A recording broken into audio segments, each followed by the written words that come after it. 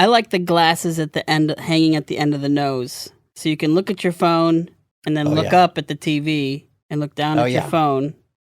I'm on the cusp of bifocals because I feel like, I get bifocals. You have bifocals? Well, they don't call them bifocals. What do they call them now? Progressives. Progressives are the ones that don't have a line.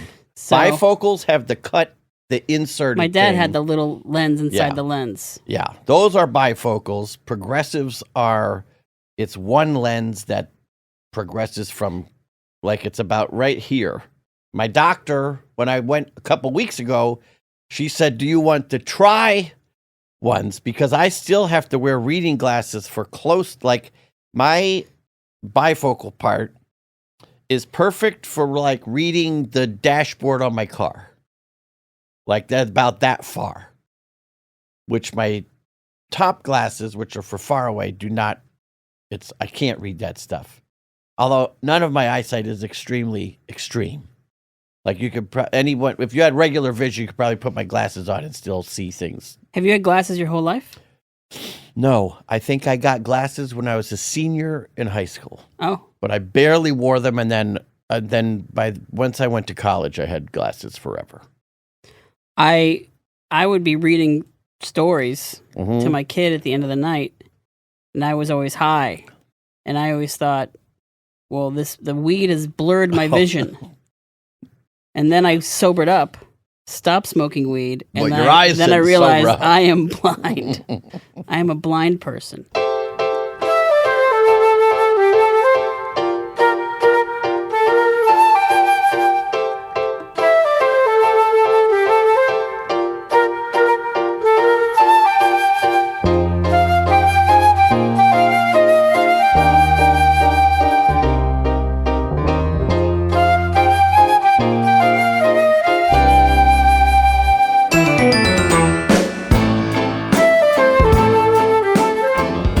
Then I put the glasses on, and I was so happy. I started reading like every night before bed. Because I was really struggling with like just reading because I love to read. Yeah, you don't need them for far away. You only need them for close. I just need reading glasses, which means I can go into any Walmart, and any CVS and buy a really great pair of glasses. For like $12. I go to Lens Crafters. I spend like $250 on a pair of Ray-Ban eyeglasses. Yeah, they're not as good as the Walmart or the CVS, which are like the I don't know what you call them, but the foldable, the sides that fold, like they're more rigid.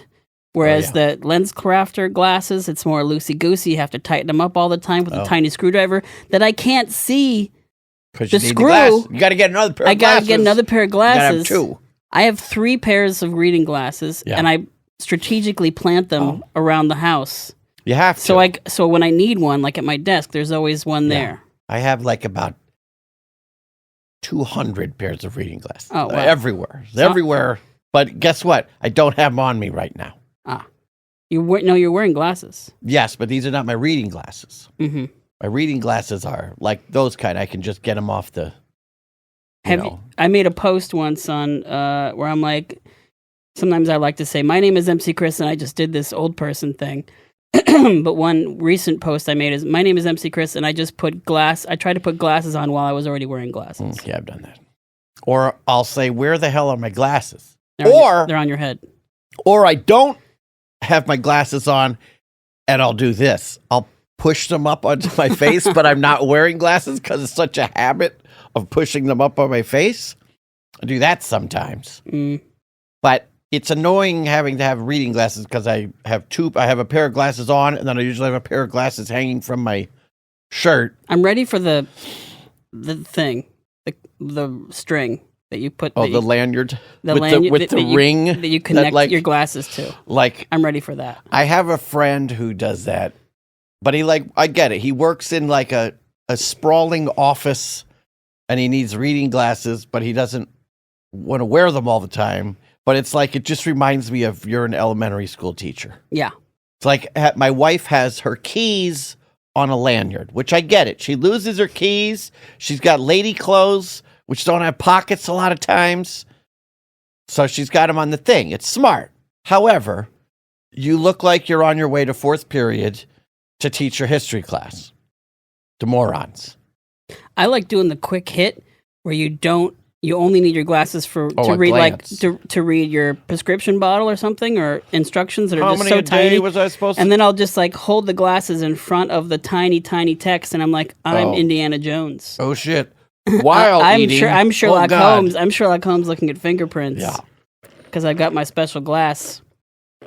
So what is? You have a soda? You had no faith in me bringing a soda to the record? Full faith. What is that? Soda. What kind? Diet Coke. So you have a Diet Coke in a styrofoam cup from Magnolia Grill, where I went before. That's the place with no Tabasco sauce that you try to take me to? Tabasco sauce. Oh. I used it today. You get it in a little bowl? No. Now there are bottles on the table. Oh, that's why I say these places are shady, because I'd say, can I get some Tabasco sauce? They bring me a tiny bowl of Tabasco. They looked at you. They're like, this tiny guy. He doesn't need to go off on the hopper here with 2 gallons of Tabasco, so I'm going to give him a little bit. Tabasco doesn't let you overdo it. It only comes out in squirts. Both ways. Both ends. I got some hot sauce that is dynamite hot. And I love it. I like hot stuff. It's almost too hot. I think I'm ready to challenge myself. Although I shouldn't have hot sauce in my diet whatsoever because it destroys me. But I feel like every time something is advertised as spicy or hot, it never is. It never is. Yeah, although I haven't done like the ghost pepper things that are everywhere. I don't know if that's spicy or not.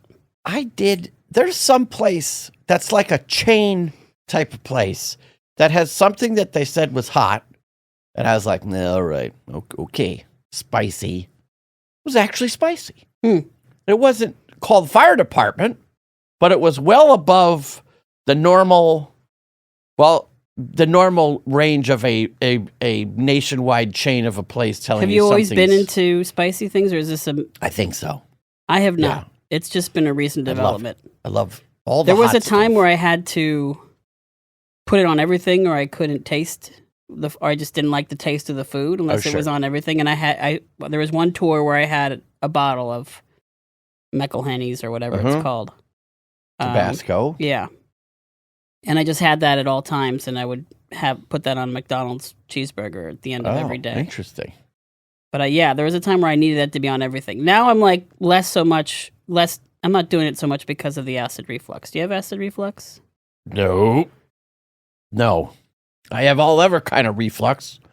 What are the refluxes? All the rest. You'll get there. Don't worry. You'll find out soon enough. When you do, then you'll wish you didn't know about any. You're like the Mr. Miyagi of ailments. I got all of them. You know why Tabasco's in those bottles? Tell me. Because when they originally made it, they bought a bunch of old bottles, and they were perfume bottles that had that little tip. And then they realized that was a good way to dispense the hot sauce, the Tabasco sauce. Where's McElhenney's from? Is that New Orleans? New Iberia, Louisiana. Is it Louisiana? Because I know they have that store in the downtown New Orleans. What's that called? Something Bourbon Street? That's Bourbon Street, but what's the whole area called? The French Quarter. French Quarter. Lafayette Square, and then the French Quarter. That used to be my favorite stop on tour. New Orleans? Yes, because I love the jambalaya at the gumbo shop, and then I'd get my fortune told. And I'd get a beignet sometimes. The beignet isn't that big of a deal. Like, I don't need to get the beignet, but I like getting the fortune told, and I like getting the jambalaya. Do you get muffaletta? No. I feel like I'm not getting the best jambalaya in town. I mean, we used to go to a place that... Do you like jambalaya? Love it. I like all the rice dishes? Louisiana foods. I like rice dishes. All the Louisiana foods. I like the piquant. I like the gumbo, jambalaya. We used to go to a place. My friend, his very good friend had a bar, and we would walk there from his house in New Orleans, and there was always a humongous stew pot of jambalaya on the floor of the bar room and then just paper bowls and plastic spoons, and everybody would just scoop up. Sounds so good. It was delicious. Because he would just make it in the morning and then just bring it in. I made a post one time. I said bar food is the best food in the world, and everyone was like, "What are you talking about?" I'm like, "No. If I'm like at a con and I can't find a meal, I just know go to the Irish pub, and order anything, and that cook will kill it." Mediocre bar food is still better than most other places, and it's not overpriced. No, and you have like this huge serving usually. Yeah, because they don't want you to get shit faced on their drinks, but they want to sell you as many drinks as possible. So an added plus, where it's slows you down. Yeah, and you're not going to get unruly. I thought it was just like, and they're going to have to whip out the hickory stick to. Yeah. Hickory stick? Yeah. What's that? Well, that, like the bar weapon? The bar I used to go to in New York, the guy would pull out the hickory stick. It was an old table leg. So it had like those elaborate molding or whatever. Molding on it. Did some real damage. More than one time he had to pull it out. A couple nails sticking out of it? No nails. But he would whip that baby out. I remember the first time he was an old Irish guy. His name was Paulie. And this guy just walked into the bar. And he said, "That's it." He reaches under the bar. It pulls out this fucking table leg. I love how bartenders can jump into action like you wouldn't believe. Like you never saw him move so fast. There was one time a friend, Hayden Ward. She always was with this guy named Ptolemy. And Ptolemy, who became like a big star. Ptolemy. Tons of commercials. Ptolemy? Yeah. He was like in love with Hayden, so he was always following her around. Tole PT. I think it's wow. It's like spelled like the old Greek way. But whereas one day he was doing a bit. Hold on a minute, this is important. Where did he get the name? I don't know anything about the guy. Other than like Hayden was always my friend because we were in the box office together at Upright Citizens Brigade. Oh, sure. And Ptolemy was a improv What's comedian. His last name? I want to say Slocum, but I don't know if that's right. But he was like one of the first people I saw like in a Super Bowl commercial but he was doing a bit or something that rubbed the bartender the wrong way. The bartender did a Bo and Luke Duke jump over the bar. Wait a minute. This was in a bar? This was not at UCB. At McManus Pub. Wait, where is that? 19th and 7th?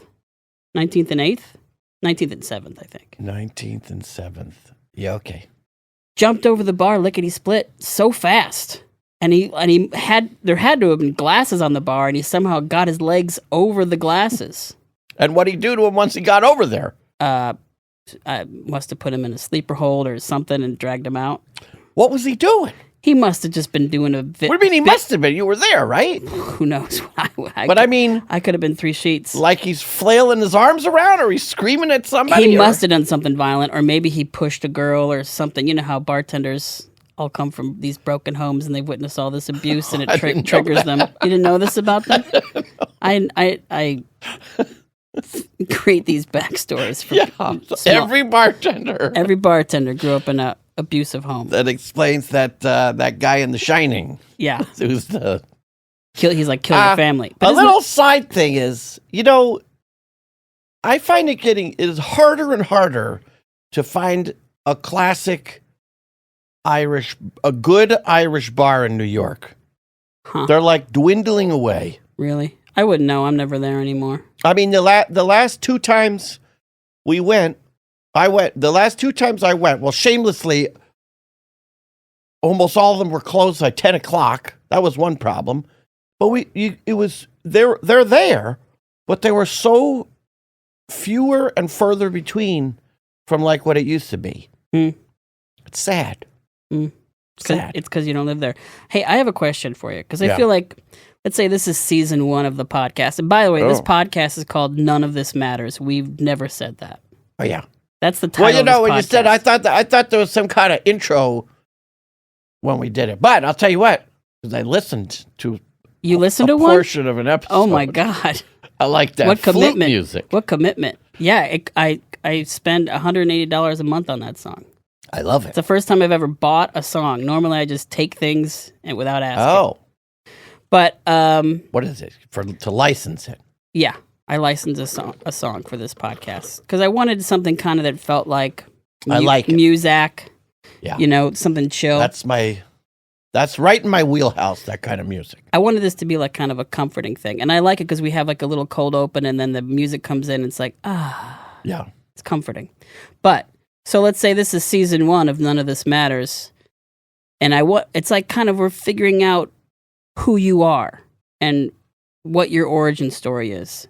Me? You're talking me? But or you. just And if the there's like a season 2, no, we're never talking about the listener. Oh.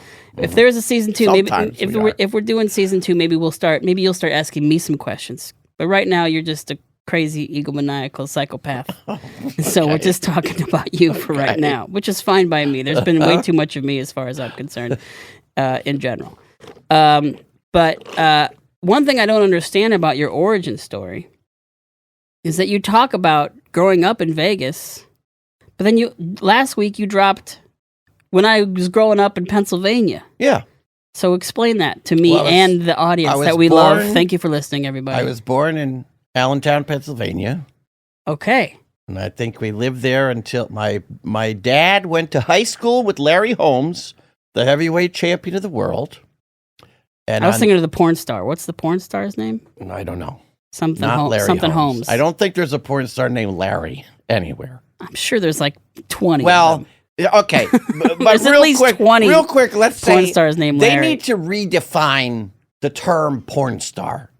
When you say a movie star, you're not talking about some guy who's in movies but nobody knows. So the same should go with porno stars. Like you could be a porno actress. Nobody says porno anymore. It's porn. Well, I say it. I said it. You walk into the video store. A porno star. Give me one of your best pornos. Yeah, well, if I'm walking in a video store, I'm sure I got bigger problems. The people that like need video stores are just there for the pornos. Yeah. You can't all be stars.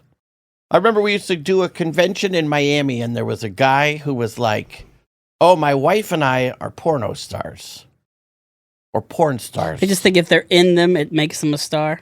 Yeah, and we kept saying like, "Who? I never saw this guy. Who are these people that keep saying they're porno stars or porn stars? You're not a star just because you." Bust one load. You fingered your wife on camera. I don't like these. I don't like that we're trying to find out your origin, and now we're just talking about pornography. I don't like these pornography couples that are exclusive. I want to see a variety. I don't. What do you mean by? What do you mean? I mean, when you see somebody and they're always with the same person because they like only they only feel comfortable with their. With their husband or their wife. They want everybody. Maybe they're so egomaniacal that they just think their partner is almost as great as they are, and there's no one better. I can assume if I was a porn star, I wouldn't want to be with a variety of people. But as a viewer, spice it up. I mean, let's switch it up. I would think the advantage of being a porn star is that you could be with different people all the time. You got to keep it interesting. Yeah. If you had to shoot 5 scenes a day here in the valley, the least they could do is get some different material. But maybe they're just avoiding disease. Yeah, but all that's I mean, that would be the equivalent of like doing the same show on Broadway for 100 years, 50 years. There's a lot of Broadway actors who are listening to this podcast. They're like, it's nothing like that at all. I bet it is. Any little nuance to make it different. So you were born in a steel town. Is Allentown a steel town? Well, isn't there a Billy Joel song about that? Yes. I was born in Allentown, but I grew up in all my family's from Easton, Pennsylvania. Were you worried about having to work in the mill? No. I didn't even know the song existed when I was... You didn't know about the mill? There was no mill? There were mills in Easton. There was a silk mill that's also... Silk? That's the opposite of steel. Yeah, I know. We were different. That says a lot about you. I think you grew up in a steel town. Turns out you grew up in a silk town. Silk mill town. They also make Crayola crayons. That's where they're from. The Crayola Is this the Dixie Cup town? Dixie Cup town, yeah. They made Dixie cups, Crayola I wonder if crayons. there's a porn star named Dixie Cups. There's got to be. And I'm sure there's a drag queen named Dixie Cup. It has to be. I refuse to believe there is not a drag queen named Dixie There you Cup. go. So you Or grew a porno star. So you grew up at a place known for silk and steel and Dixie That's right. Cups. In 1978, Larry Holmes flew my father out to Las Vegas to see his heavyweight fight. Larry Holmes is a fighter. Yes. And he flew out to Las Vegas. My dad's an architect. And when they landed at the airport, all he saw was construction cranes everywhere. And Larry Holmes won his fight and became the heavyweight champion of the world. And my dad flew home and walked into the living room and told my mother, we're moving to Las Vegas. She had the same reaction that I did, but I was only 5. No fucking way. But then Little 5-year-old Dana anyway. said no fucking way to his dad. Yeah. No fucking way, dude. You gotta be shit. Whoa, are you shitting me? Yeah. So we got in the car. We packed up the car. We bought a car from Uncle Charlie's car lot. We packed Susie the cat. My mom was pregnant. So you're only in Pennsylvania for 5 years, which means you don't really have Pennsylvania memories. I have a lot because we would go back every summer for the whole summer. Oh. And we would go back basically every break for about the first 10 years we were away. Anytime we had whatever amount of school break there was, we would go back. So where would you live? We'd stay at my grandparents'. So was that like Shangri-La to you? Yeah. When I was a kid, we would go to my grandparents' farm or my grandparents' house on the lake. We'd only be there for a weekend. These both were weekend drives away from the Chicago suburbs. But I loved, these were boring places. But because it was, for some reason, they were just utopia. Mm-hmm. My grandparents' house was like adjacent to a park. And then behind the park was a creek in the woods. That's enough. Yeah. That'll get you done. In the winter, the park had this big hill that went up to the street behind it that was like parallel. However, the top of that hill was taller than the 2-story houses. So it was the perfect sledding hill. And they lived on, it's called College Hill, but you could go down the hill, get enough momentum to go through the park, and then go all the way down the street, which my little brother did. I almost killed him because he went, literally killed him, not because I was mad. He went in, but there's a street down below with traffic and no stop signs. If you have a really good run, you could die. It's like It's a Wonderful Life. Yeah, it was one of those. Yeah, it was incredible. There was like adventures every day. I can always remember my grandfather. No parental supervision, just zero. Yeah, wild child. Yeah, and like, I guess back in the day, my grandfather's mother, because his dad died when he was like 3 or something of a grabber, in the old parlance. But she had all the land that was the park and her house. So like her house is a grabber like a piece of machinery or like heart attack. Oh, I was thinking like it's either one of these. Good. I'm glad it's not a pedophile. Yeah, no. Yeah, I got pedophiled to death. He got pedophiled to death. Yeah, that's happened. I'm no doubt. But yeah, so his parents' house, his mom's house was across the street. His house, like when they got old enough, she just gave them the land, and they both built their houses on it. He and his sister.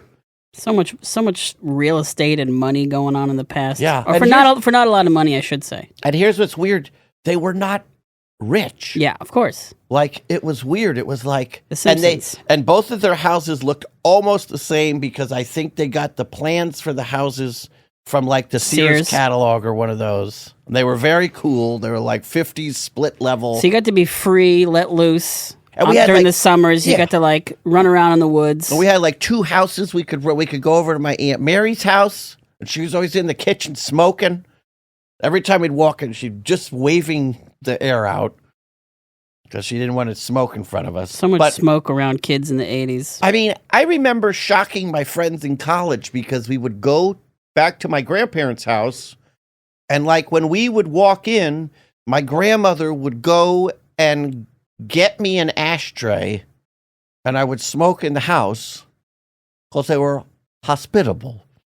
Yeah. And my friends would be like, I can't believe you're... My parents quit before I was born, but there would be ashtrays and then like a little gold decanter or a little case or something that you lifted it up, and there were 2 packs of cigarettes in there, and that must have been for guests. Very nice. Or something. I was always impressed.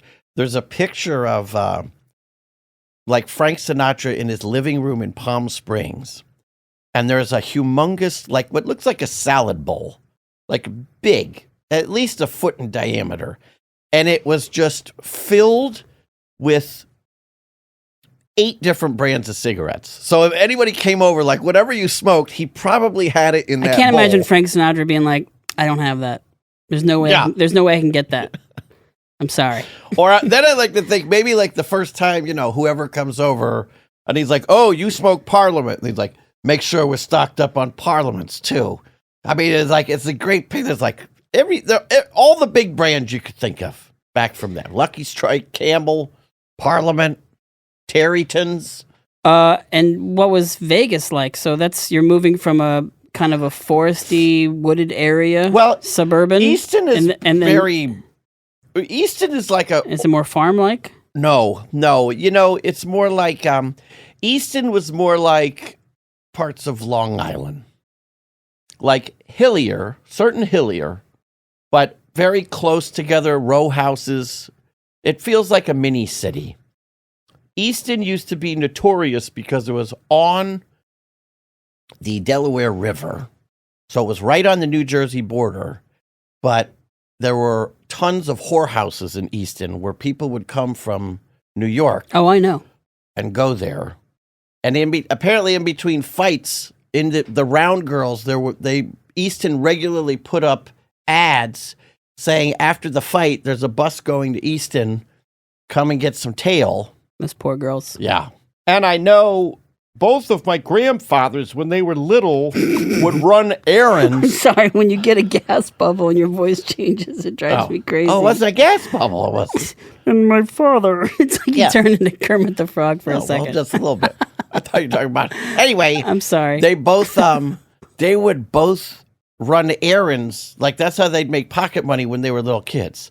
They'd like, the whores would be slinking out of the doorway and go like, hey, go get me a pack of cigarettes and a cheese sandwich. And they'd go down and then they'd let them keep the change. It's amazing how one cheese sandwich can rejuvenate a sex worker. Completely, make it like no one has been there before. All right, let's go. Yeah. I've had my cheese sandwich. Put it in me. Well, we didn't say, she wasn't eating the cheese sandwich. No? It was like the old trick where they do between the legs. All right. You know what I mean? No, I don't, and we won't get into it. Speaking about not getting into it. They talk about it in Deadwood all the time to show. Oh, I love Deadwood. You should know that then. That's like their secret. So, you moved to Vegas. What do you think? You've been plopped down into a desert. Well, I hated it because we also moved into an apartment. We had a regular house, and then we moved to an apartment, which we weren't there a long time, but I do remember it. I remember because I got in trouble. I drew on my door. I drew faces on my drawer. I drew on the walls. And I thought it was like they were going to be really impressed and be fun about it. And they were like, I can't believe you ruined this. Now there goes our deposit. I remember being shocked at I can't believe they don't think this is awesome. It's funny how the disparity between what an adult is going through and what's in their mind and what a child is going through and what's in their mind. Yeah. And just how different they are. My daughter did something the other day and I was like, man, because I remember I have to remember these moments like when I drew on my walls, thinking it's going to be awesome and not be mad about it when my daughter does something like that. And I can't remember what she did, but I was exactly again like, there it goes. I remember I locked my bedroom door and then shut the door because there was a fly in the room. So I would trap the fly, not thinking a fly can't open a door. I remember it because I remember my dad getting all the tools out and shit this and shit that shit.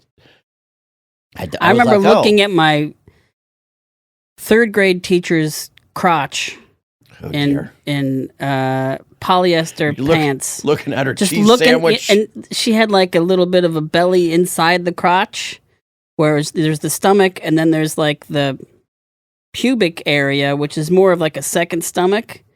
And I'm looking at it, I'm like, she doesn't have a dick. She doesn't have a penis. I'm like, got it all figured out. Right. Wait a minute, we're going to go back to the second stomach. Don't you think it's just because the waistband is like too tight? It's split the stomach into two. Hourglass. Yeah. Like a Michelin Man type. Yes. Hey, so this is MC. If you'd like to advertise on our podcast, please write us at mattersnotpod@gmail.com. We also have a GoFundMe. All of that can be found on our Linktree, linktr.ee/mattersnotpod. Please make a donation. Help me pay for Dana's beverages. Help us pay for studio time and the art. And if we make enough money, we can hopefully start doing video and do all kinds of cool things. Please support us if you can, or advertise on our podcast by writing us at mattersnotpod, mattersnotpod @gmail.com.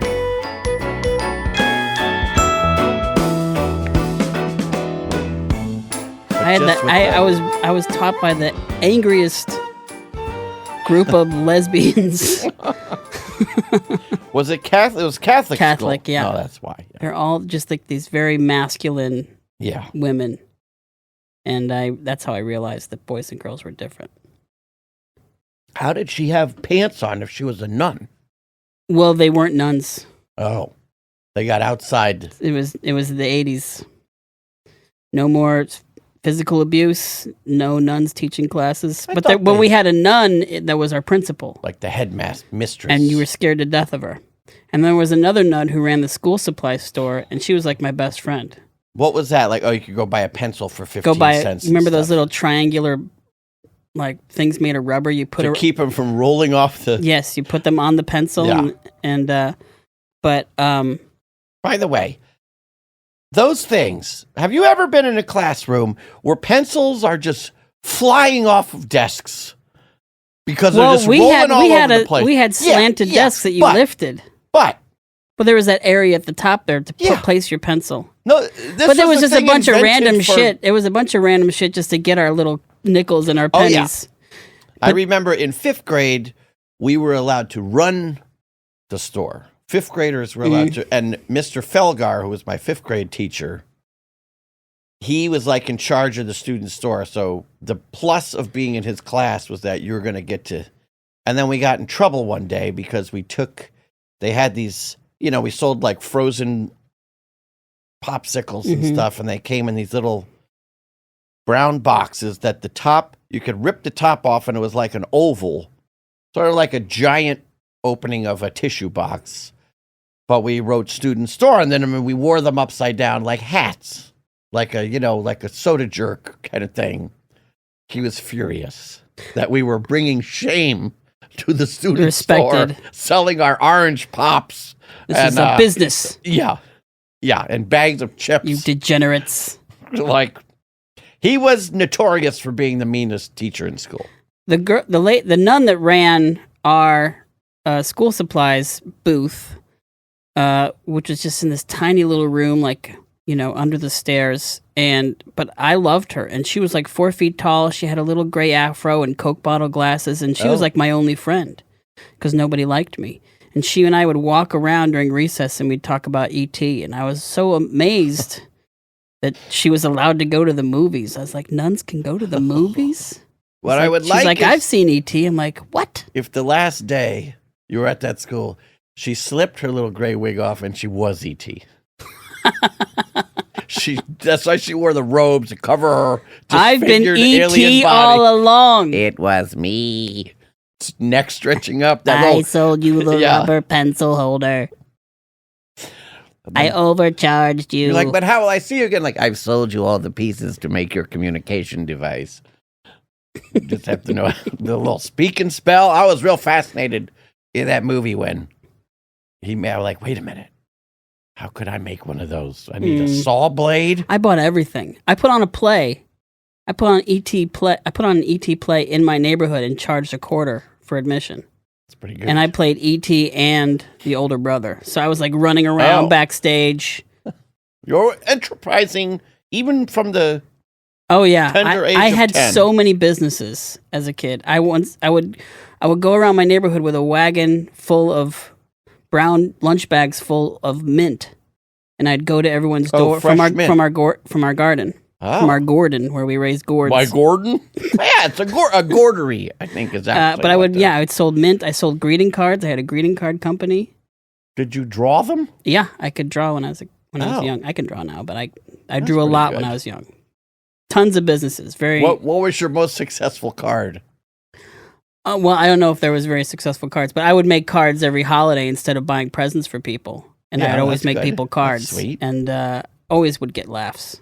That was like my first audience. What was, do you remember any of your cards? Yeah, I mean, I had a whole series because I was so inspired by like Far Side and Calvin and Hobbes and stuff. And thanks for asking a question, by the way. But I had a series called Ninja Mom. Okay. And it was all about my mom as a ninja, and she was always stopping these two burglars from invading the house and robbing the house. And these were burglars, like basically just ripped off of. There's this old Brad Bird cartoon called Family Dog, and so and I love this cartoon so much. And I have these burglars like attacking our house, and my mom would always protect us. She'd become a ninja like Batman, and go into her secret bat room or secret ninja room and become a ninja. But I always spelled ninja wrong. I spelled it with a G. So it was very. It was Ninga. Yeah. Yeah. Ninga. So I was very close to being offensive there. That way. It could have been bad. Yeah. So she was a ninja, or she was just constantly barraged by ninjas? No, she was protecting the house from two crooks. And with her ninja skills. Okay. We called her Ninja Mom because a fly would be in the kitchen, and she would be like, right, and not even like stop the conversation, not stop looking at you. She would just like kill a fly. Mm-hmm. She had quick reflexes. She was like these abused bartenders. Oh, yeah. Very fast. But anyway, back to Vegas. How much did you sell the cards for? Oh, I don't know. Did you have $10? Did you have envelopes? Yeah, I had brown envelopes with like clasp on them, and I had a logo. Oh wow! And did your parents like not support you, but like were they like, all right, you want to do these? Let's go get some envelopes and let's get some art supplies. They didn't have to. My parents were just tuned out my whole life. I mean, my mom would come to my puppet shows and my haunted houses and my ET plays and stuff like that. They would come to my plays in high school, but they were basically like, this kid's fine on his own. Basically, because we were left on our own, we were very inventive. But there was one time I was handing flyers out all over the neighborhood, and there was like, we were a nice house, but we weren't that nice. We were upper middle class. There was a point where upper class people moved in across the street, created new cul-de-sacs, giant mansions, giant houses. Whole new development. Whole new developments popped up, really big houses. I would go over and play at these kids' houses, and they'd have MTV in their bedrooms, and they were rich. But I was over there handing out flyers to all these rich people, and I knocked on this one lady's door, and I'm like, hi, I have a greeting card company, and here's a flyer. And she's like, my husband just lost his job. We can't buy any greeting cards. Well, I actually have a line of greeting cards about that. I actually do deal with that very topic. You should have made like retaliatory cards that you would then, if she said that, then you could give her like a sorry you're broke card as like a thing. Well, like this is how it feels to receive a card. So maybe think. I thought these people were so rich and just drinking champagne all the time. You knock on one person's door, and they're like, everything is coming. They're like loading the gun before they do a family suicide. Did you just see legs swinging behind her in the background? Like, we're going through a tough time. We can't drink at the same time. Then there's nothing that happens. We just did. It's the beauty of it. Well, they heard of that little from you, that little. That wasn't. That's the same. They love that. Yeah. So you lived in this apartment, but you weren't thinking like, I'm stuck in this desert?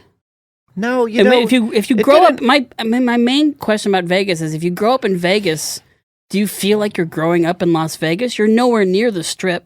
No, but like growing up there and we were I don't know how long we were in the apartment. I think we were there before I started kindergarten. We quickly moved, but it's funny I remember it because I think also I remember my brother being born when we were there. When I thought you remember the traumatic events. Yeah. Well, I loved when he came in. Oh yeah. I was like ecstatic that it was like this plaything. I brought him to show and tell once. I put him in a laundry basket with a towel over it. I said, Miss Borla's class. So today I brought my little brother. His name is Mike, and I named him. Yeah. The teacher's like, this kid brought this baby on the bus? I think my mom. Well, I could walk to school. But, yeah. I was coming up with shit for show and tell. I would grab something, like I knew I had to do show and tell, and I would just grab like a Christmas ornament, and I'd bring it to, and it would be broken, and I'd bring it into kindergarten. I'd be like, this is a puzzle. And the teacher would be like, I don't think that's a puzzle. I'm like, no, you just pull its head off, and then you put it back on. And you know what's weird is I don't think they do show and tell anymore. Or if they do, it's not like, I mean, I remember. They're afraid someone's going to bring in a gun. I guess. Or pull their genitals out or something. I feel like we had show and tell every week, and it was somebody's turn. You know what I mean? It was like, all right. It was like how at our children's school, they have a student of the week. And they have a little thing. They have to make a little poster about themselves. Stuff like that. It's probably just for 5th grade, maybe. But there's always something in all the grades, like you're the class monitor for the week or something. I kind of remember like that being what show and tell was. School was better. School used to be better. Yeah, but I remember Miss Borla in 1st grade, there was a kid named Emilio who got in trouble every damn day. And she made him, her big punishment was she'd make you stand in this public school. She'd make you stand in the back of the class and hold your arms out with textbooks. Balanced with your palms up, holding the textbooks. Sometimes she'd just make you stand with your arms out, but then when you were real bad, you got the books. You got the books cheated. In there. I cheated in 1st grade on a spelling test, and I had the answers on a piece of paper because I had been sick, and I had slipped it through that little crease in between the hinge where you can raise your desk, and I'd bring up a word and I'd write it, and I'd bring up another word and I'd write it.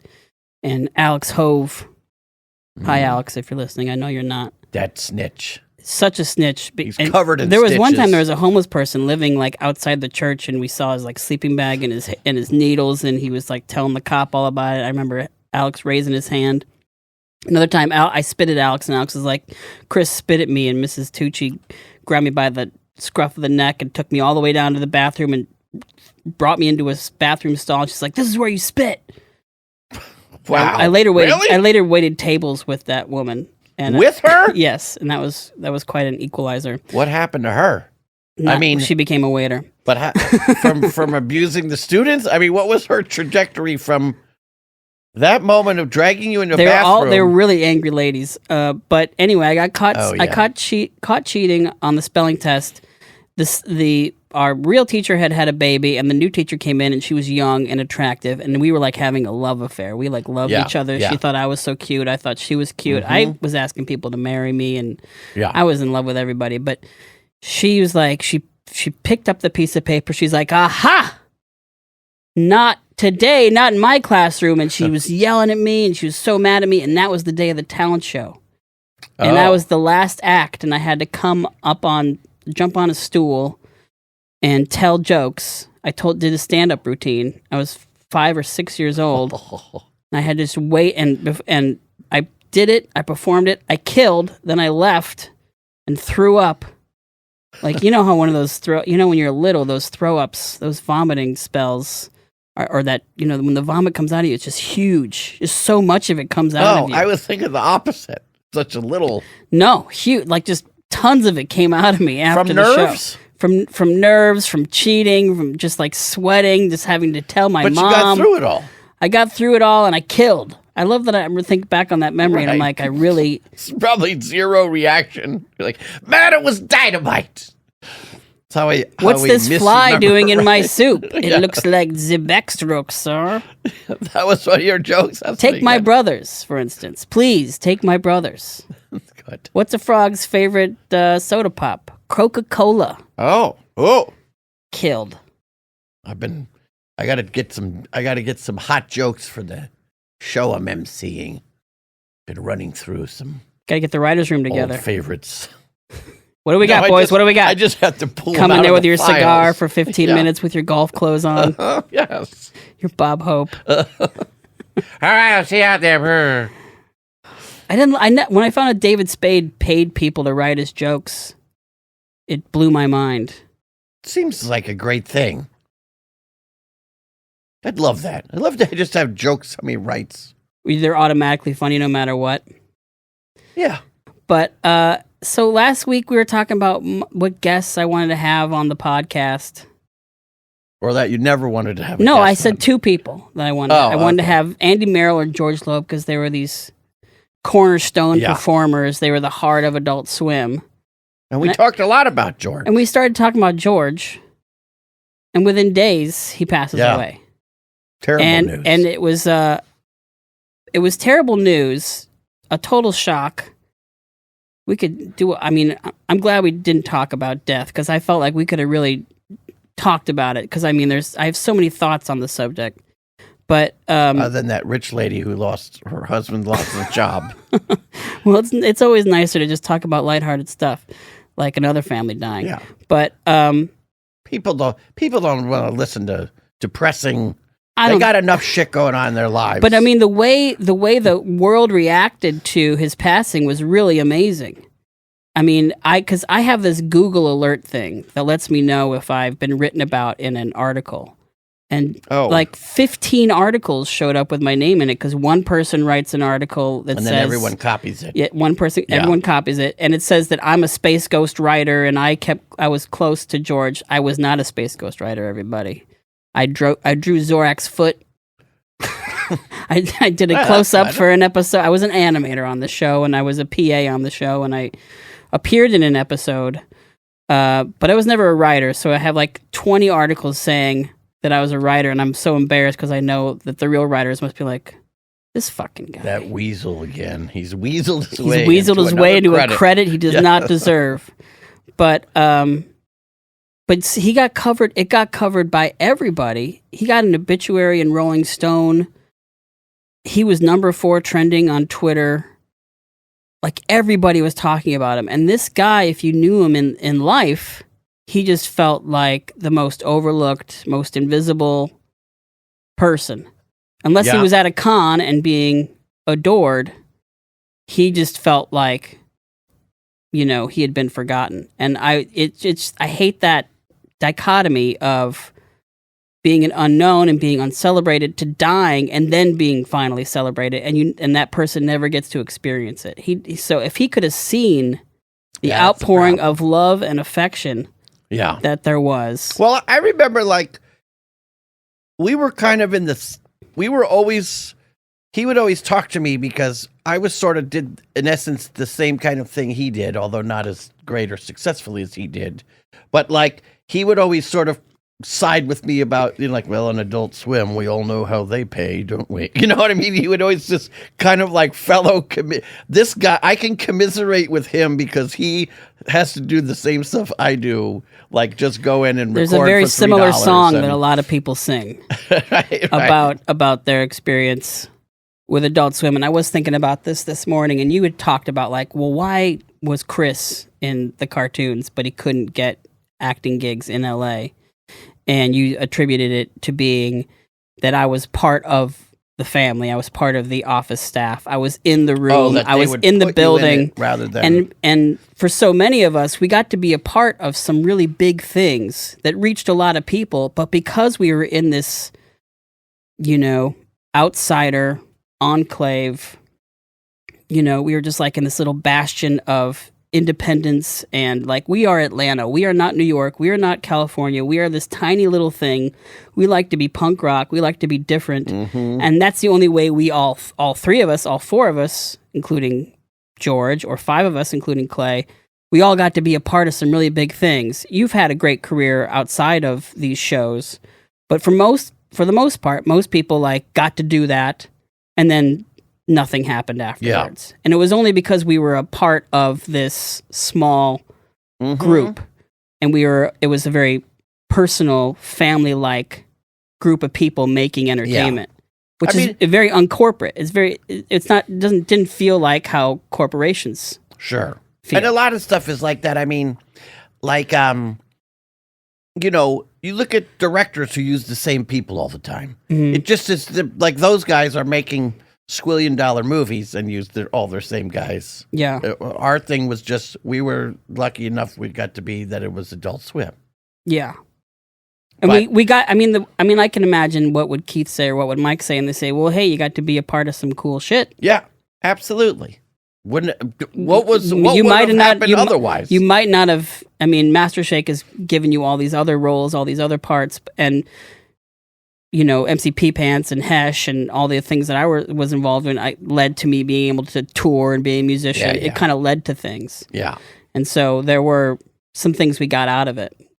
We can still do con appearances. We can still meet with fans, and that, you know, we'll do that for a little while until the anime completely takes over everything. But yeah. So anyway, today we have a guest, and he's been patiently waiting. Yeah, sorry. By the way, Andy, your video is just for us to see, and you can just see our video, but we don't let the fans see the video because we're not ready to dish out the big bucks yet. I don't call them fans; they're just listeners. They might be hate listening. Andy's wearing a Space Ghost one he just showed us, but our guest today is Andy Merrill. He's the voice of Brack from the Brack Show and from Space Ghost Coast to Coast. You know, ironically, they or not ironically, but that Daylight Curfew company, which has done collaborations, or not collaborations, they just do it, of like Steven Universe, and they did an Aqua Teen one. They make like shirts and hats and stuff. Mm-hmm. They just did a Space Ghost one. I think Andy was modeling it, weren't you, Andy? Yeah, it was Daylight Curfew put out a bunch of like Space Ghost stuff that's really nice. They have a varsity jacket out now. Yeah, oh, that's the new one, yeah. I was trying to play this.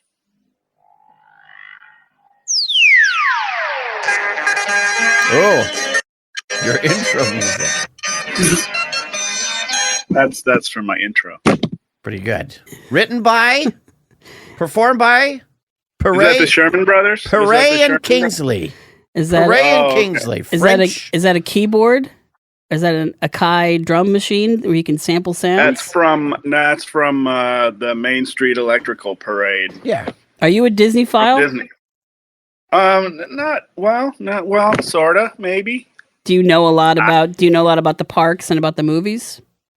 Yes. That makes you a Disney file. Yeah. You'd get all the references. Well, you know, I'm also a Trekkie, so isn't it Trekker? And not, well, to some people. No, I just realized that I knew so much about Star Trek, even though I didn't really call myself a Star Trek fan. So I'm like, fuck it, I'm a Trekkie. Yeah, I say that about Star Wars because people are like, you must know everything about nerdy stuff. And I'm like, no, there are people that know everything. And I know what I know, and I'm not that smart about this stuff. I fell off the Star Wars boat. Just with any new series, there's like, they expect you to know every single character in the show. And I don't know Buddha Flart or whatever the fuck his name is. Buddha Flart should be a Star Wars character. You don't know Buddha Flart? He's only one of the most crucial characters to the universe. He found the original Kyber crystal. Yeah. Well, that's funny. Andy, that's revised history. What I normally do when I have people on this show, and we're only 4 shows in, but what I've done with a guest the other time I had a guest. Those other 3 times. Those other 3 times is what I don't, you know, I like to ask questions about who you were before. I mean, we can talk about George, and we will talk about George, but before we do, I think it's really important to me that people understand who you are and where you come from and like how you came to be Brack. Because I don't think that's, I don't know if that's anywhere. And so my first question to you is, where are you from? Where were you born? Where'd you grow up? I grew up where I am now, which is Newark, Ohio. Where in Ohio? Where in Ohio is that? It's in central Ohio. It's about 30 miles from Columbus, which you have to drive to go shopping or do anything because Newark sucks. The only cool thing about my hometown is I think most of the time if you look up Newark, Ohio, you're going to see pictures of the basket that's about a quarter mile down the road. And what's the basket? It's a 7-story building. In the shape of a basket? Yes. It was built for Longaberger, and they had a basket company. I love buildings shaped like the thing that they sell.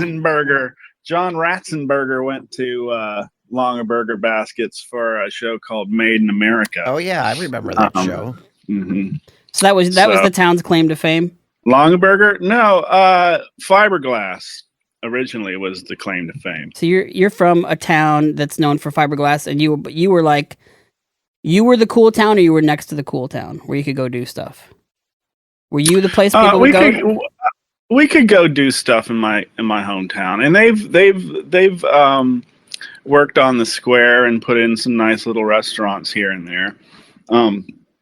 So there was always something to do, but you were also close enough to Columbus to, if you wanted to go on a nice date that costs $60.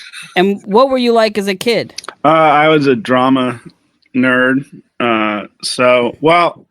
I grew up in a Christian family. So we started a puppet ministry at our church when I was 9. Even when I went to Christian school for 3 years. And that's kind of how the puppet ministry started, was they had a competition for all the Christian schools. And so there was a puppet category. And so my brother and I did these skits for it. When all the other kids would stand there with their puppets and give a altar call, we actually did comedy with a plot. What is the altar call? Altar call? Most like overly Baptist churches, but they do it in every church, but at most overly Baptist churches or Pentecostal churches will have an altar call at every fucking service. It's like, aren't these people saved already? It would be an invitation to come to the altar to receive Jesus as your Savior. And they would do it every single service, knowing full well that there's nobody new in the congregation. And these are people that just wanted to be the center of attention for a couple of minutes. Was there anybody who were like serial callers that they would keep going up because they knew it would be like extra attention? It's the lady that plays the organ. She's always going up. What keeps business alive is that you have to preach that, you're saved. I don't understand. Some people would say once saved, always saved, but they would still have altar calls to make sure that those backsliding people will not lose their salvation. Well, the devil's always trying to get his hooks in you. It's like God fuel, and you have to the altar's like the God gas station, so you have to go fuel up every week. Yeah, they call it backsliding. If you are Christian, you backslide, then you just start sinning again, and it's leading to a life of. There's one chronic masturbator who's got to go up every week. Started hooking again. the devil's draining your tank again. I can't help it. It's delicious. Once I did a Muppet Show joke at school, and I got sent to the principal. I drew a picture of a fish, and it was a Fozzie Bear joke. And I was like, ask me why I'm holding it as a fish. And they would ask, and I'd say, further halibut. I got sent to the principal's office with a little stern, Andy, hell is no joke. I think you just proved it is. I would get in trouble for things I didn't do. I remember one time the teacher was like, were you goose stepping like a Nazi after you received the Eucharist? And she like did the Nazi march. And I was like, that's not like my work at all. I don't dip into political topics. Real quick, I was watching the J.P. Morgan episode of The Muppet Show with my daughter. Within the last week, she says shit in it. And it's real quick. It's like when they're doing the at the wall, Kermit's on the one and where they would just sort of talk for a little bit. And Kermit says something like, "Oh no, it's all right. We're just going to she says some little thing. And she goes, "Oh shit, really?" But it's like so quick. I was like, she couldn't have just said shit on the Muppet. She says shit. My brother and I went and saw the Transformers movie, and there was one point where Spike and Bumblebee look at each other and they're like, shit.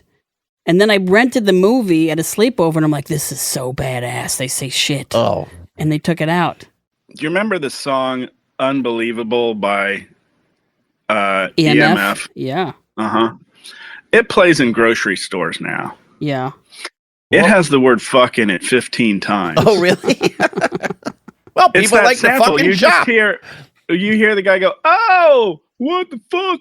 And then the whole line is, "What the fuck was that?" And nobody knows that it's the word fuck. And it just is the funniest thing that they play it in grocery stores. They're playing it now to reflect on the price of eggs. It's a hot topic. What the fuck? What the fuck? $12.99. Andy, when you did these puppet shows, were you doing the Brack voice way back then? No, I did the Brack voice in high school with my friend. It was our little friend voice that people have, or crazy people have. I don't know if everybody has that voice that they talk with their best friend, but it was kind of that voice. But I did a lot of different characters with puppets. My main character, his name was Delbert. He was a dog. And then I had a bear called Baloopadoo, who actually, I used that puppet on Cartoon Fridays as Long Haul the Puppet Trucker. But Delbert was my main thing. We developed the puppet ministry. My mom ended up being kind of like the MC, the woman outside. Will you stop rubbing on the table? No, I can't help it. The table is looks so good to me. Very sensual table. My mom was the MC, and so she would like have us do little skits and stuff that we would ad lib around. And my brother, who was kind of like my comedic partner at the time, went to college, and so he wasn't in the ministry anymore. And so it got to a point where I one night I was like, you know what? Don't tell me what you're going to talk about tonight. Just don't. And Mom's like, what? I'm like, no, I just want to go in cold. I want to just make it up. And it scared the shit out of her. But I was like, okay. She was like, okay. So that's when I started like working on like my ad lib chops and stuff like that. And occasionally, the puppet come up like really sad. And she's like, what's wrong, Delbert? I feel like crap. And you're like in the middle of a church. You just hear this silence across the church. And I thought, I just said crap. That's like saying fuck back in the 80s. Yeah, so it all started with like the puppets. And then I was in a lot of plays in high school and college, and I always played comic relief character. So I was always the character in the play that had a different accent than anybody else in the play. So I was Marcellus Washburn in Oklahoma. I was what was the German guy's name? Ali Hackham. I was Ali Hackham, but I was also the German guy in Bells Are Ringing. I would get cast in for comic relief in parts, but I hated that. I maybe I was delusional, but I always wanted the lead. Like I wanted to be Mozart. I wanted to be Romeo. You always want to. But the teacher was casting according to body type, and I was just like this little tiny tic tac of a person. And he'd be casting the jock who's like, yeah, I'll try out for the play. We'll see how it goes. Right. Gets Romeo. Hey, look here. I really wanted to be Harold Hill in Music Man. Who didn't? But yeah, I was made Marcellus Washburn. Looking back on it, the director at the time, they knew what they were doing because I played those better. I was better at Yeah. Being the happy sidekick and stuff like that. So I had that same exact situation. We did our senior year. It was The Music Man. I wanted to be Harold Hill, and I got cast as Marcellus Washburn. What? Marcellus had the highest singing part in the show. Shapoopy. In Shapoopy. I mean, it The starts line, little old Sal's an old gal. You just really had to, Yeah. Jesus. you had to grab your balls on that one. I always associate you with Buddy Hackett in my mind. Well, I have a affinity for him, both for all his Vegas years. Did he have Vegas years? Oh, he was always on the Strip. There's a great. He must have been a dark person in real life. Yeah, he was. And there's a great HBO special of his when HBO used to do all those specials live from Las Vegas. They did a Red Fox and a Norm HBO used Crosby. to be so cool. Yeah. Do you remember the ventriloquist one? Which one? It was so bad. There was a ventriloquist. Was it the black ventriloquist? Willie Tyler? No, it was ventriloquism and impressionists. It was on HBO. Oh. It had Fred Travellina. Lisa Welchel fucking came on and and did some Grease song with her ventriloquist dummy. It was awful. I remember Facts of Life? They went and then they went into the audience and found Jonathan Winter's brother, and he did some Snuffleupagus impression. He's like, "Well, Bird, what the hell am I doing here?" And everybody's like going, "He made Snuffleupagus say hell." Wow. Man, Snuffleupagus and Eeyore, do you think they would have been totally different? Well, they've been medicated. Snuffleupagus. Those two obviously needed medicine. They were just depressed. I don't know if you've seen the clips, but Snuffy ended up being part of a broken home. What? Oh. No, seriously, there's clips. They dealt with divorce on the show. And my dad beats my mom, Bird. Well, Snuffy's dad drops Snuffy and his sister off at that regular house, and he's like, "Well, I can't go in with you." Wow. I have to hide my dad's drugs, Bird. Look for that clip. I got him in my prison wallet. Wow. Dad's not coming home anymore. Why did you love puppets? Did you love the Muppets? Oh, Jim Henson was a big influence. Yeah. I religiously watched Sesame Street, coming home from like kindergarten. Of course. We had a broken TV, so I had to have my babysitter turn the TV on all the time. And it was on, Sesame Street was on a convenient time because it was on right before As the World Turns, which was the hour of the day where we had to shut up so our babysitter could watch her stories. I hated when I Love Lucy would come on and it meant cartoons were over. Was your babysitter old? Yes, Mrs. Calder. Oh. My dad was a dentist and my mom was a hygienist, so we basically had a nanny 4 days a week, and she would cook dinner and all that shit for. Wow. But she'd tell you to scram when her stories came on? Yes, we had to go and play amongst ourselves. Now you shut your little faces while I watch my stories. It's colder. And then we would get our Disney albums out and put on little lip sync shows for her. At her bequest. No, but we would just do it. Was she like always going in the kitchen and sipping sherry all day or something like? No, but she would teach us phrases and stuff that she knew as a kid that were, I guess, inappropriate. Oh. One of them was, listen, the cats are pissing. Jesus. When do you use that phrase? Like when people are being too loud, like, listen, the cats are pissing. The cats are pissing. Like, what do you use that phrase? What is that a phrase represent? Like, shut up and sit down, or there's trouble on the horizon? Like, she was born in the 1800s. No, she was in her 70s. I guess she was born in like the early 1900s. She had her own expressions. She's like, that's harder than a cock. I Just go like- ball deep in a can of paint. What? she would always tell this story about how this boy had a crush on her in elementary school, and she said, "Here's a kiss for you," and she'd fart in his face. Jesus. Well, I just did stand up. Not last time, but it was last time. I did this whole thing about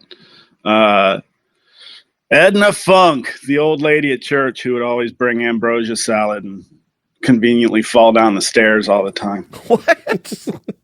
There's always like a really old lady at church. I can't wait to try that salad. They never tried her salad because she knew it was terrible. Was the bad. only way to have no one try it is to fake a fall down the stairs and spill it all. Couple weeks ago, I did the ambrosia salad on Cooking with Andy. Whoa, wait a minute. I don't know if you saw that. Are you doing a plug? I don't know. I just started doing this stupid thing called Cooking with Andy. Oh, sweet Jesus, you're cooking with Andy. And I just make stupid things. I saw you make a root beer float. I did the root beer float. I did the Twinkie Wiener sandwich from UHF. Twinkie That was Wiener. disgusting. What's that? You put a hot dog in a Twinkie? Did you ever You see suck the out movie the cream and UHF put the hot Weird dog Al? in there? Yeah, but I don't remember. He makes a Twinkie Wiener sandwich. So you take you cut open the bottom, you slice in half, not all the way, the bottom of a Twinkie, making it a hot dog bun. Oh. Put a freshly cooked hot dog in it, and then spray squeezed cheese across it. And there you got it. Too much Oh. sugar. I didn't do what he did in the movie, which was dip it in milk, because that was the line I That's drew. the line you drew. I can It'd go be that good. far. It'd be tried good to make an content if you threw up, though. No, I tried to make an escalated version. So I had a True. Bahama Mama from Schmidt's. They sell them Oh. in the grocery stores here. So I cooked up a Bahama Mama. Tell them I what put that it on- is for the unfortunate people who've never been to Schmidt's. Schmidt's What a Sausage Bahama House Mama, is yeah. in Columbus, Ohio. It's the German restaurant to go to. Fantastic. Any- They have a Oompa band every week. Yeah. They Squeezing and wheezing. Are you German? Snyder. Is that like the pretzel? Yeah. Snyder's Of in Hanover. Hanover. That's right. It's all coming Yeah, quick. But Schmidt's is I get it I now. put the Bahama Mama on some angel food cake and added some of that But tell them what port the Bahama wine Mama cheese is. spread. Tell them what Bahama the actual Mama Bahama Mama is. just Bahama Mama is just it's not. I don't feel like it's really German because it's just a regular smoked sausage. It's really good. It's just not Yeah.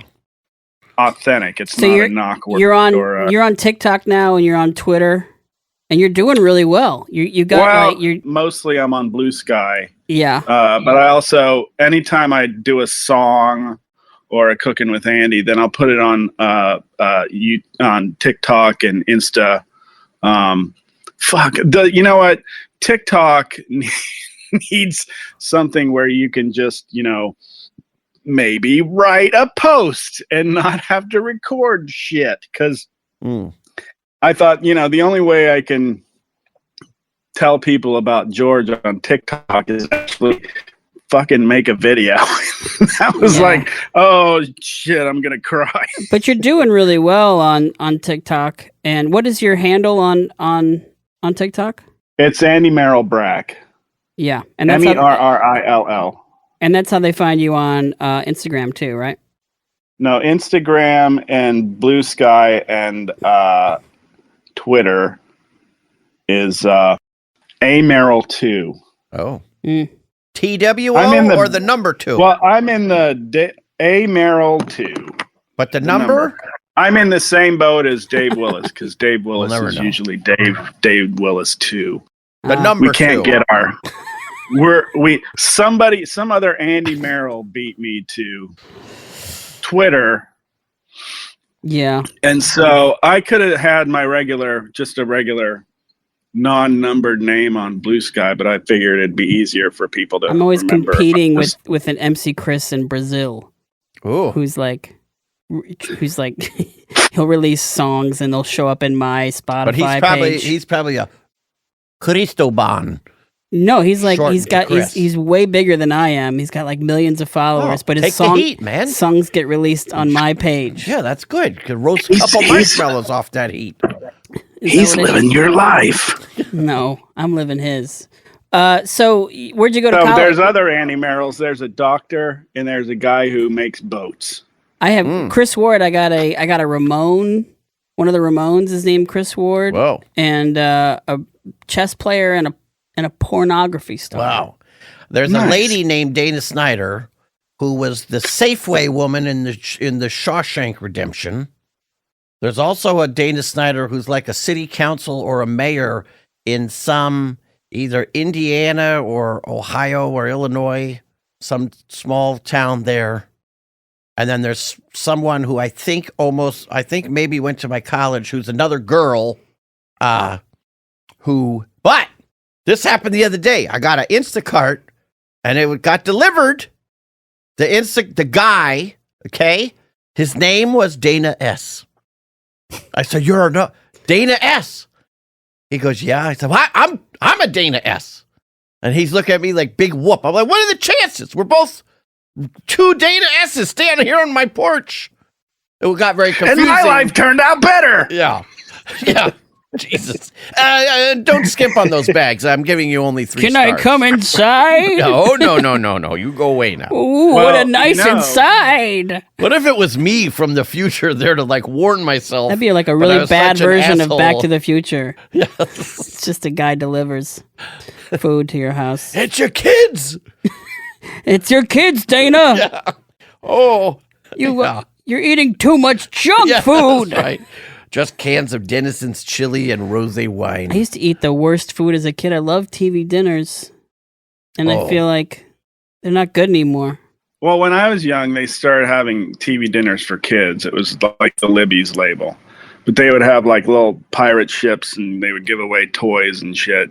I was happy with that brownie and the corn. I was, Oh, yeah. No, they still got those. Yeah, those are the good ones. As a 3-year-old rebachelorized person, the Swanson. They're still there.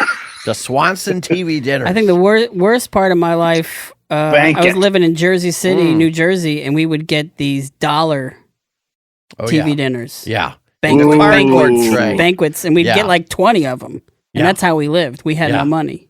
It was always like the scoop of mashed potatoes and then corn. You open up the freezer and you just pull something out, not even looking at what it is because you're like, it be lasagna I need my food chip. Or Salisbury. My food disc. Downloading nutrition. Andy, so now I want Stouffer's stuffed peppers for dinner. Oh, I love the Stouffer's beef stroganoff. Treat yourself. Swedish meatballs, I should say. Oh, I do. I put Parmesan cheese on top. Wow. I think you put Parmesan. You put Parmesan on stuff. It makes it fancy. That's called a frozen food hack. I put Parmesan cheese on my salad. I'm like, I'm at a restaurant. I made a tuna helper out of a Le Creuset Dutch oven, and it didn't make it any fancier. But that thing's fancier. Expensive though. Those Le Creuset, or is it Le Creuset? Le Creuset. Le Creuset. Andy, where'd you go to college? I went to college I originally went to college at a higher northern university for 2 quarters because I did so poorly. I was going to be a pharmacist. So I went to a higher northern because they had a pharmacy school. Why pharmacy? I was really good at math and science in high school. And I like rarely had to study. I was really good at it. So I thought, well, I'll do this because it's all math and science. And then I took calculus, and that just messed up my whole math trajectory. Plus, the tests for both chemistry and biology were just brutal, like the midterms and the finals. You were finding out you weren't smart. I would help my friends study, and they would like ace their exams and stuff. Well, you're like, I miss the puppets. Yeah. Well, I took nothing but science, and I didn't do theater at ONU. And the one thing that I did well at a higher northern was I took a creative writing course. And so I got into Asbury College in Kentucky based on my brother's reputation, he was like a great student. I also graduated pretty high in my class. There were 526 in my graduating class. I graduated number 35. So that and my SAT scores were high. So I got into Asbury. I wanted to be a psychology major. I wanted to go into abnormal psychology, and that didn't work either, but they had a really good television program. But I had been making videos with my friend Wally, who was, his dad was a TV repairman. So he had all the like really good new video equipment. So we would always go around, fuck around, make videos all the time when I was in high school and college. And so that piqued my interest in going into television. And what really got me was this woman's husband went to the seminary across the street. That woman happened to be Monica Ganis, who was part of Pee Wee's original cast. So in the original Pee Wee Herman show, she played Mrs. Jelly Roll. And she was a writer. She wrote for Mork and Mindy. She was a regular on the Billy Crystal Comedy Hour forever, how long that lasted. So they grabbed her up and had her teach a writing for TV and radio course. And she encouraged us to write comedy because it was harder than writing just straight drama. A lot of people couldn't do it, but like my friends and I did. We didn't really have any tests, but our final was to partner up with two other people in the class and write a sitcom pitch. And then we would have to pitch the sitcom like a oral report at the end of the class. So we wrote a sitcom about a home shopping network in Butte, Montana. And the whole episode was about they got this new product. It was to make beer magically come from garbage, like the Mr. Fusion in Back to the Future. So you put garbage in and it makes beer. And the whole thing is about the Ted Baxter character trying to get used to drinking this swill and make it seem palatable on camera. So it's funny how that's how it was for me in college too, where it's like you were studying one thing, but it's that thing you did to unwind, to have fun, that you weren't studying. For me, it was making music, but I wasn't studying making music, but I was making music with my friends who were all in bands. And that's how I started rapping, and that's how I started recording things and making things. And I made videos too in high school and edited things together, and we were always doing that just to entertain ourselves. It had nothing to do with what we were studying or what we were pursuing. But it's funny how that thing on the side is what becomes your life. How did you go from being in Ohio to working at Cartoon Network in Atlanta? I went from Ohio to Tulsa because I went to Seattle thinking, oh, I'm fresh out of college. I'm going to go work in local television. Local television expects you to have like 5 years experience before, it's like stupid. It's like backwards. You would think network television would want that much experience, but CNN was more kind of on the job training. And so that's kind of how I got in. But before that, I went to Tulsa because one of my college friends was there, and he was working for Willie George Ministries, who on TCM, I don't know if they still air it, the Gospel Bill show. So I worked camera for a couple of Gospel Bill shows. Was that a live action or a children's show or? Children's. It was set up like Gunsmoke, but it was children's, and it had like a biblical message every time. But it kind of jaded me children's television wise, because they would do all the shooting at first, and then when school was over, they would bring all the kids in and sit in the audience. We'd turn the cameras around and we would just shoot the kids' reactions. And it was like, get out. What were they showing them to like, get reactions out of them?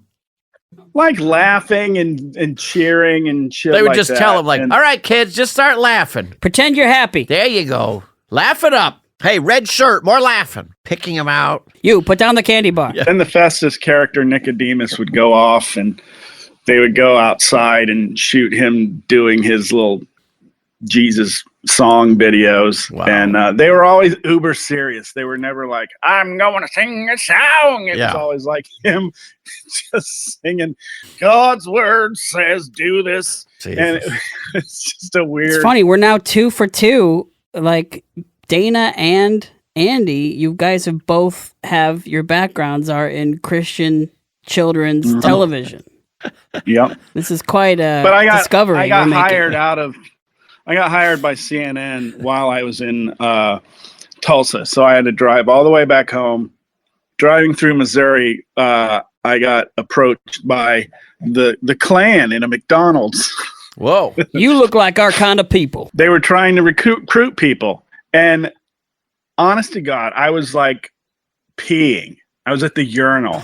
And all of a sudden, this hand with a card like slides into my face. Jesus. It's like, he's like, yep. And I took it and I'm like, Knights, the Ku Klux, what the fuck is this? We're starting our own kids channel and we need puppets. We need a puppeteer. We hear you're the guy. I see you have a puppet on your hand in the urinal. If I had been in there taking a massive dump, I could have been the grand poobah. Nice one, Andy. Thank you. Still got it. So I drove home, got ready. Joined the Klan.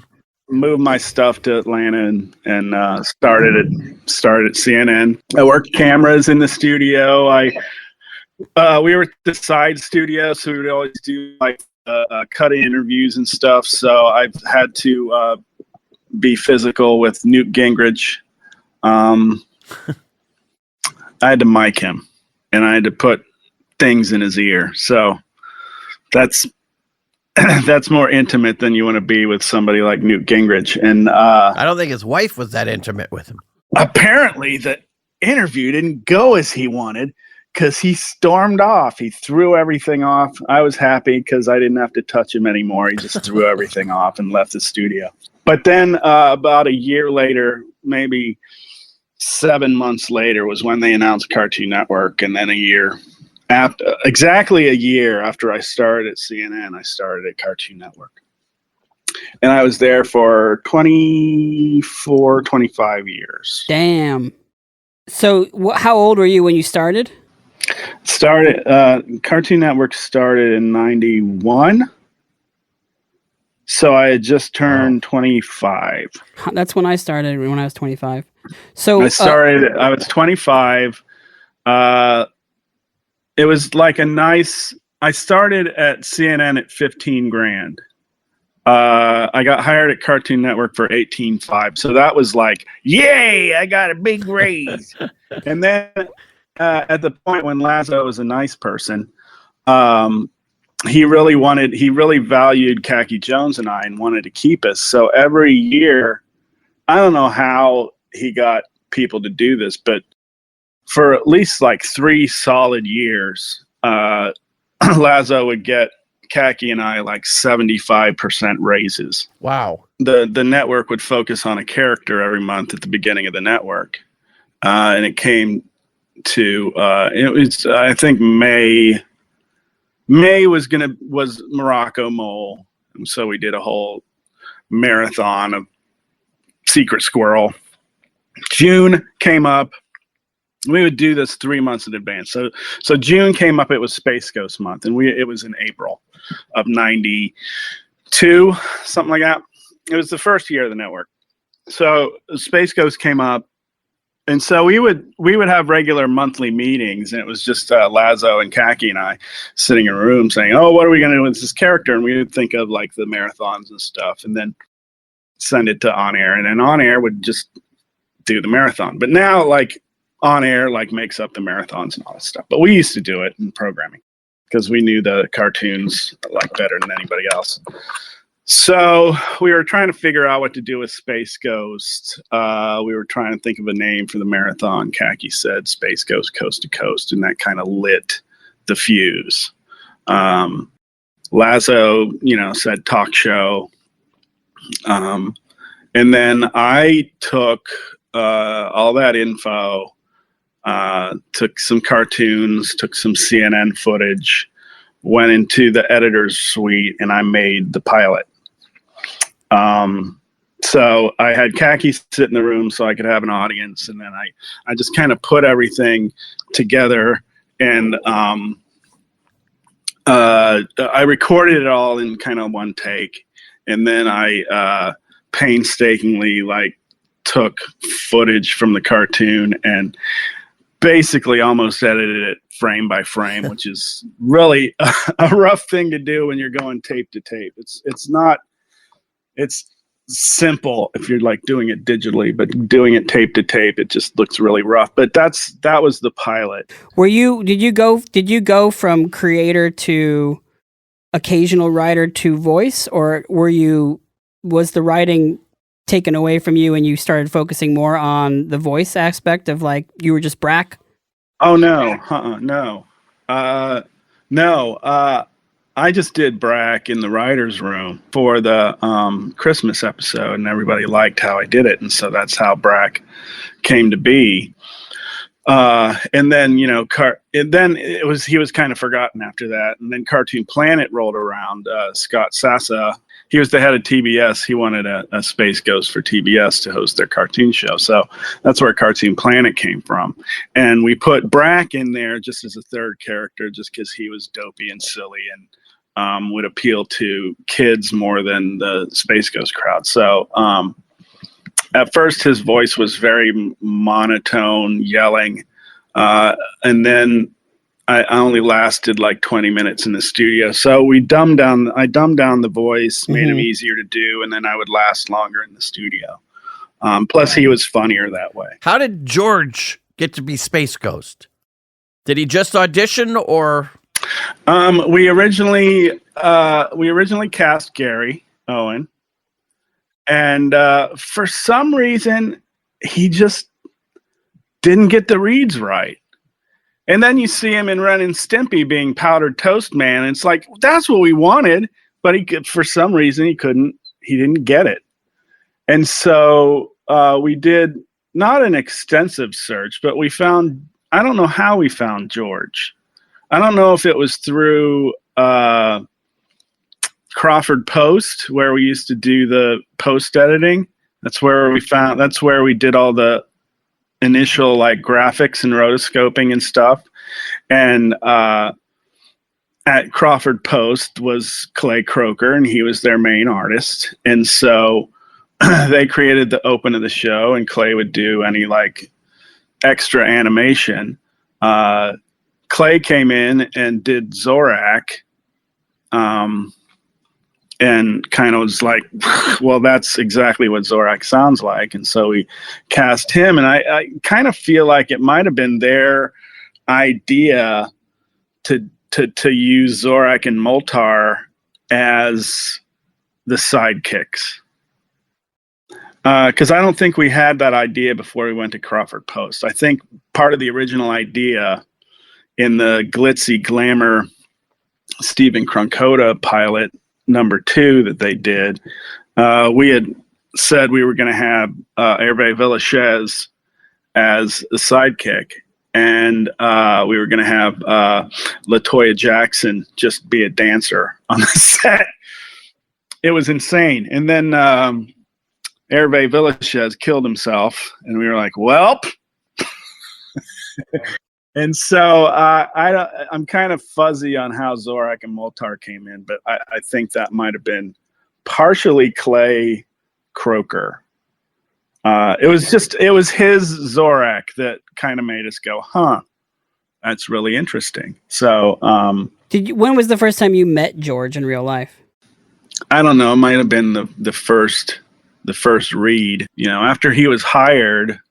I mean, I think Khaki and I had some voice in hiring him because he just sounded perfect. But I think I first met him at the first record for the original episode.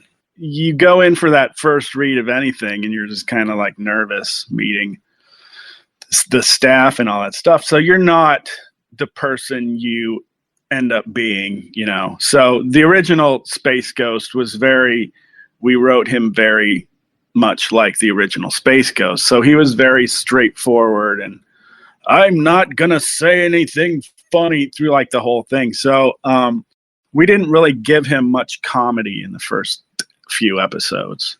Once we turned the show around and wrote, instead of writing the show around the interviews, once we started writing the show and then fitting the interviews into it, that's when we started kind of breaking out, doing more comedy, having him be more manic and crazy and Letterman-y. And well, George also he was a very established voiceover guy.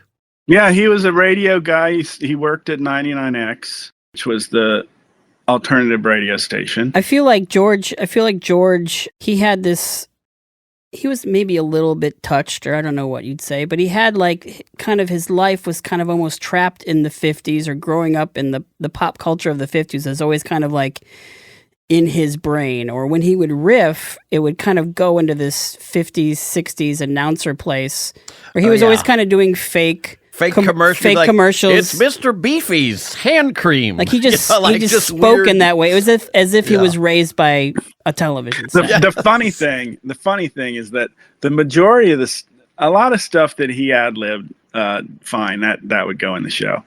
But anytime he would go on mic or on camera and just start bitching about stuff, that definitely went in the show. Yeah. and he would be like, "Why do you guys do that all the time?" It's like, I don't know. It's an open mic and we're recording. So. I mean, he must have thought of that time in the booth as kind of like a micro therapy session. Like he really got to vent. Just like hours and hours and hours of him complaining in booths, like about everything. When I first started working on the Brack Show, I would listen to Andy and your takes. And they were so much fun. And same with Dana. I get to hear what it was like to hear you guys do your original takes. And, you know, so much would be cut out, but it was so fun. And I really feel like I was so lucky that I got to hear what you guys said that didn't make the cut. The trash. You know what? Yeah, because not only did you guys swear a lot, but you were farting a lot and burping a lot. And it was just so much fun for me because it was like I grew up on that Saturday Night Live R-rated humor. You sold yourself short a while ago and said you're not a writer, but you wrote with Nora the rap battle episode. Nora, I don't know if Nora worked on that one. Nora and I tried to write an episode where you guys met two girls in the park who ended up being zombies. You and Zorak did. We tried to write a whole episode and they Lazo, like, you know, was not down with that. But I mean, they gave us a chance. You sat in with Pete and I and wrote the Bashington stuff. Yeah, I mean, I got to do 2 whole episodes on Brack Show. But Bashington's was like my biggest memory because we sat around and wrote the raunchiest shit ever of like everybody at Adult Swim visiting Brack's house for a party. And so George got to play himself, Dad, and Space Ghost in the thing. So that was a lot of fun having him do that. Yeah, I remember that was like for New Year's Eve. Also, we did an Adult Swim News where Brack announces the end of the show and he's just crying through the whole thing. But he's also sitting there with George Lowe where we just use George's like complaints about the cancellation of the show. And so juxtaposing that with like Brack crying his ass off, I thought was really funny. Yeah. It was cool that you guys got to have the Brack Show and have that, you know, a different take on those characters. And I know he wasn't being Space Ghost, but he was George no matter what you do. But you and I worked, you and I always cut together the audio for the Brack Show. Yeah, that's where I really learned how to because I use all those skills I learned on the Brack Show on like skits on my albums now. Like I put things together in Pro Tools now, and I learned all those skills. Because then when I worked on the Brack Show, I like balanced the books, I drew things, I did, I would run tapes, I edited audio. They just had me do whatever they could think of because you know how it was. They had one staff member. It's funny that they had us both do audio for the Brack Show because I don't think neither of us knew. I we didn't know that much about Pro Tools before even going into it. No, that's how I learned Pro Tools for sure. You kind of just got to jump on the horse and go. Yeah, that's another reason why Adult Swim was kind of unheard of, especially because not only were we at the beginning of so many things, but they let people who had no experience do things because they were so cheap. Right. They're like, oh well, why don't you do the audio because, and I'd be like, well, I'm drawing for you guys, and you're having me do the audio. They just needed somebody to do it. They didn't want to hire a new person. I liked doing Adult Swim news because then I could go into Pro Tools and just edit the way I wanted it to be edited. Yeah, you got to have a lot of control. That's why I think what's kind of cool about your TikToks now is that you have complete autonomy, and you get on there and you do a song and you get out, or you do a Brack puppet bit, and it can kind of be exactly what you want it to be, and then you can get in, get out, get the laugh, and split. And I like that. I think it works. You were on an MC Chris album, and I was. Did you see the live performance from last March? I heard about this. But the one thing I wanted to say about it is that I had you on at the end of a song, and it was during a Brack record, and I would always try to sneak things during records when I would do like on-air promos. I had Mark Hamill do a promo, and at the end of it, I'm like, will you record my outgoing message? And one time I was with you, and I'm like, I handed you a piece of paper, like, will you read this? And I'm going to put this in a song. And you read it, and as Brack, and you read a little quick monologue, you put it at the end of a song, and then I got so stressed out and self-conscious that I was going to get fired, because I always thought I was going to get fired. And it always would turn out to be like, yeah, it would always, I felt like I was going to get fired, and then they'd be like, Chris, come out here, and it would be like a ice cream sundae party. It would never be me getting fired. It would always be something amazing. But I got so scared about you being in the song, I took it out of the song. Because I was so worried that they were going to hear the song, hear Brack was in a song, and it was going to be like, this is the property of Warner Brothers and Turner, and I was going to get in so much trouble. But no one ever gave a fuck about anything that I did or noticed anything. No, but I almost got in trouble. Those sessions felt like regular sessions. It was like everybody thinks that Dana and I met MF Doom, and we didn't. It was just a regular record session when we did that MF Doom album. What were you going to say, Dana? I almost got in trouble. I did a thing as Shake for Kevin Smith for Clerks 2. It was like every day they just had somebody saying, watch Clerks 2 or something. I didn't even think about it.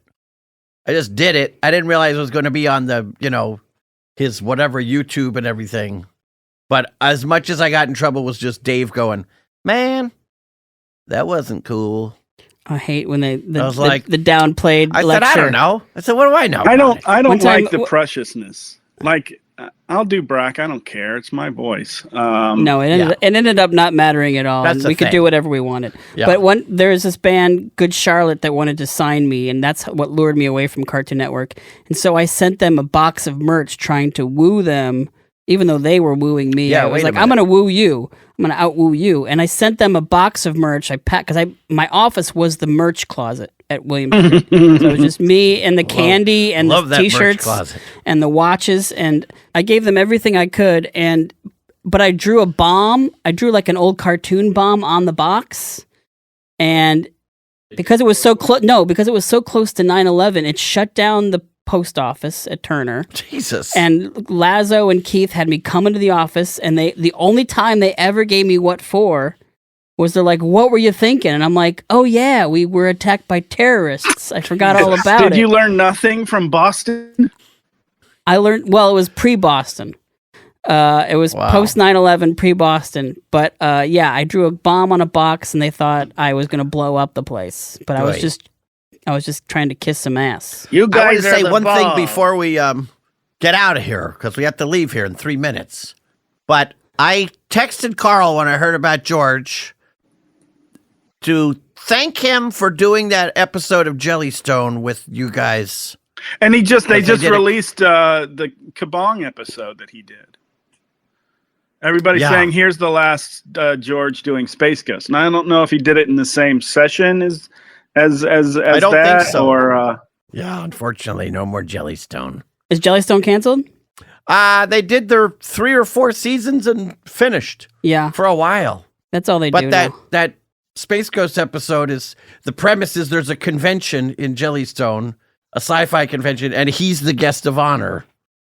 So like he's like the William Shatner. But then there's a sweet little moment where it's Peter Potamus is dressed as Space Ghost because they didn't show up on time. So then he's like, well, if he's Space Ghost, who am I? And they're like, well, you're Peter Potamus. And then he just sort of starts living in Peter Potamus's house. And like, I guess this is all it is. I just look at the sky and dream. And it's nice to be remembered and brought back and thought of, but that's all cool. But what's really cool to me is that we all got to be at Adult Swim in those first 5 years. And, Dana, your show lasted much longer than that. But just that there was like it was like a special time. It was like literally an era of just unprecedented comedy and animation and it'll never be nothing like that will happen. Nothing like that will happen again. It'll never be like the beginning of Adult Swim. But then again, it will never be like it was when Pete and I were doing Cartoon Planet in '96, because nobody owned us but Ted. Standards and practices were kind of strict, so Pete and I knew the rules of standards and practices, would never cross the line, rarely, for Cartoon Planet. So that was the days where we would just make content and throw it on the air. And not all the stuff that we made was seen by S&P. We would just throw it on the air. And those were like the magical days, because I don't think, like Lazo, I don't think he saw half of the stuff we put up on Cartoon Planet. But we made like 500 pieces for Cartoon Planet. And those days were magical because, we had George in all the time. Occasionally, I would jump in with him in the studio, or I'd have Clay jump in with him, and we would like kind of record stuff together in the studio, and that was always really nice. Yeah, it's awesome that we all got to cross paths with these people. But Andy, we gotta go. Okay, we gotta call it a day. Thank you so much for being on our podcast. We really appreciate it. We're in a rented room. Yeah, we're actually we're in a truck on the 404. Yeah. Well, thank you for sharing your memories, and we wish you nothing but the best. Yeah, thanks, Andy. Thanks, guys. Well, thank you for being here, Dana. We'll see you next week. That's right. Okay. Bye-bye now.